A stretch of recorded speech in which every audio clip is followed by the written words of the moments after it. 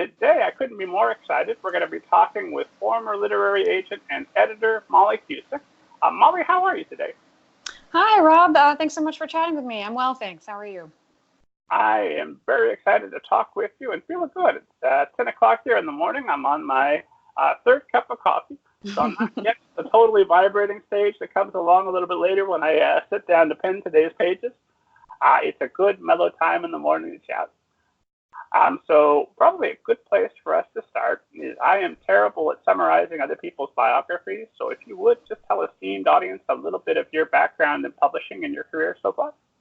Sure. I've been in publishing for 10 years as an agent and an international rights professional. I recently moved over to Sourcebooks as an editor, something somewhat new for me, but as I was a very editorial agent, it was a pretty natural transition. So I now edit picture books, middle grade, and YA here at Sourcebooks. Very cool. That is a big transition. You were also doing, what was the word for it? Because John had told me about it. It was a term I never heard about before. Oh, scouting. It's part of the international rights world. So let's start there. What's the difference between being a literary agent, a book scout, and now an editor? Well, agenting and editorial have pretty solid similarities. Scouting is part of international rights. Basically, you're employed by foreign publishers all over the world to help them scout the best manuscripts that are on submission in New York. So it's a lot of, establishing relationships with agents and editors, trying to get them to leak you the hot manuscript of the moment, reading them, evaluating them, and letting your clients around the world know whether you think they should buy these manuscripts and for how much. So it's sort of, predicting the next hot ticket and a lot of gossiping and back channeling. Oh, perfect. Can you tell us what's the next big item going to be? I'm afraid I can't tell you that. Oh, Molly, I was hoping you could give me the hot trends for the next 10 years in publishing. That would be nice. If I could, I'd be a wealthy woman. That would be swell. And I was charmed by your bio. I read that you're obviously a big reader and a fan of reading. In fact, let's just you ran a Harry Potter website for a time, and I want to make sure I ask you about that. Everybody loves Harry Potter. What was your take on Harry Potter? What was your website about? It was an RPG. It was HogwartsSchoolOfMagic.com, and I ran it when I was in middle school with a girl I met online who lived in London, who's now a published author. Emily Tesh has an adult fantasy book just out now with Tor. So we both sort of ended up publishing adjacent, which is pretty cool. That was a power site. Yeah, it worked out. And what are typically your reading habits, even before you got into the industry? Oh gosh, I've always been a really avid reader, and I read broadly across all categories. I got into publishing when I was 19, so I was pretty young. I started as an intern and quickly transitioned to full-time while I was in college.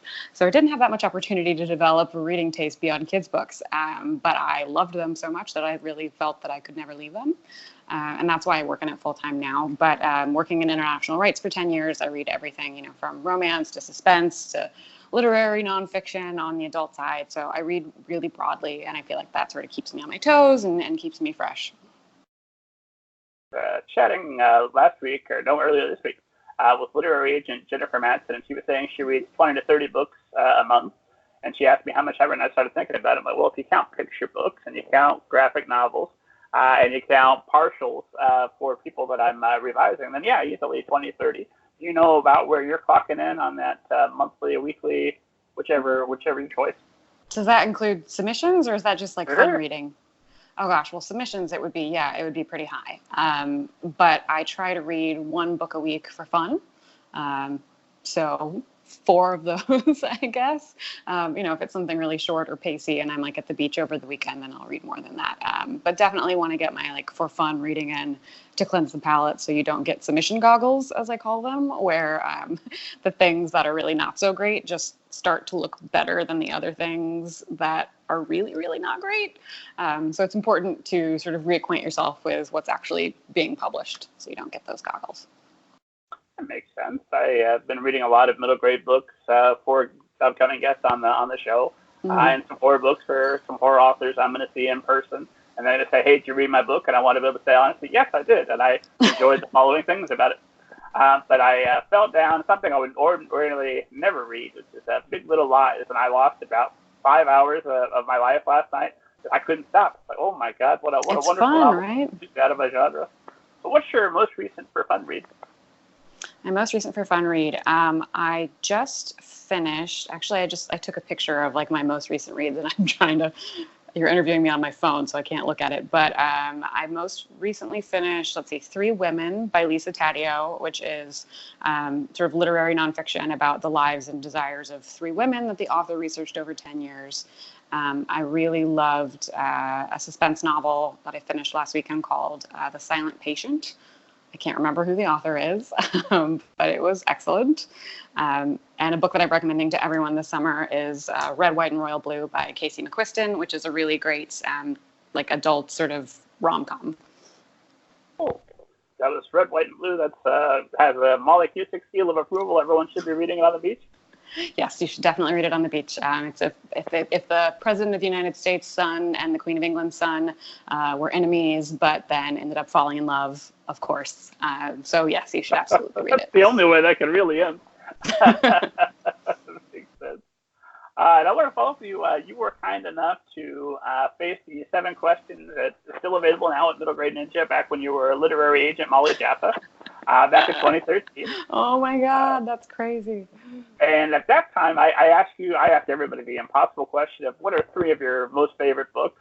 And it's impossible because that's a forever moving goal. At the time, you said that they were Harry Potter, The Girl's Guide to Hunting, and Fishing by Melissa Banks. And then you also had Parsifal, Redwall, The View from Saturday, Are You There, God, It's Me, Margaret. I should also add, I encourage people to cheat because it is an impossible question. So are there updates to that, revisions you'd like to make at this point with new favorite books? Oh, that's so hard. I would add Red, White, and Royal Blue, which I just mentioned.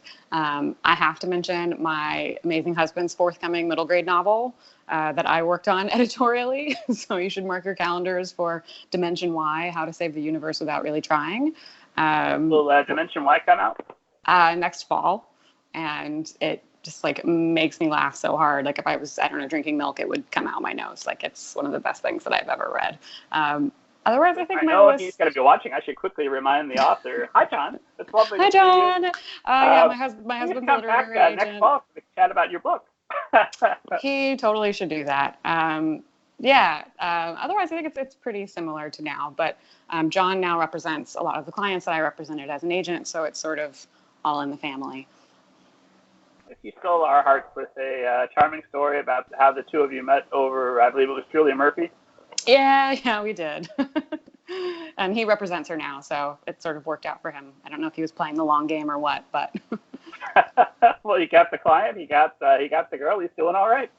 I guess so. And then something else I'd read that you had said that you had taken a class on Parsifal in college, and that had changed the course of your life. And I love stories about how books change people's lives. So what's the story there? How did that change your life? Gosh, that's true. I was at a college in Texas. I was really unhappy there and took a class with a professor on this book, Parsifal, which is sort of a classic hero's journey story. And I, spoke frequently with the professor who told me, you really don't belong here. You should go to Sarah Lawrence in New York. That's the kind of school for you. And I applied to transfer, and I did. And if I hadn't done that, I don't think I ever would have ended up, in publishing where and when I did. Definitely never would have met my husband. So really, I think everything in my life is probably thanks to that class and that professor. Well, there you go, professors who are listening. Your students, listen, you could change their life today. Yeah. And you told me back in 2013 that you did not own a television. Is that still true? No, that's not true. I probably got a TV maybe 3 years ago. And I don't get to read as much as I did before, but I started to kind of view a lot of pop culture and TV watching as part of my job now, especially in the YA space where so much is influenced by like what's on Netflix and what's streaming. So I do watch it, and I just try to tell myself that it's for work. Well, yeah, no, it is. You can't write about methamphetamine and be completely unaware that there's a show called Breaking Bad. That's not going to go well. That's true. And then Do you play video games also? I don't really, no. Good for you. It's a shameful, nasty addiction. I'm trying to to overcome my need for Assassin's Creed. So what is your average? How much TV are you watching on an average week versus how much reading that you're doing? Oh gosh, I try to reserve like the hour before bed every night for reading, and then before that I'll probably watch an episode or two of something. Excellent. Yeah, and this is really just me trying to improve myself. Because I realized that I had binge watched 2 series within the last month, and I'm like, that's a lot of television. I really need to I need to change my habits and get more reading in.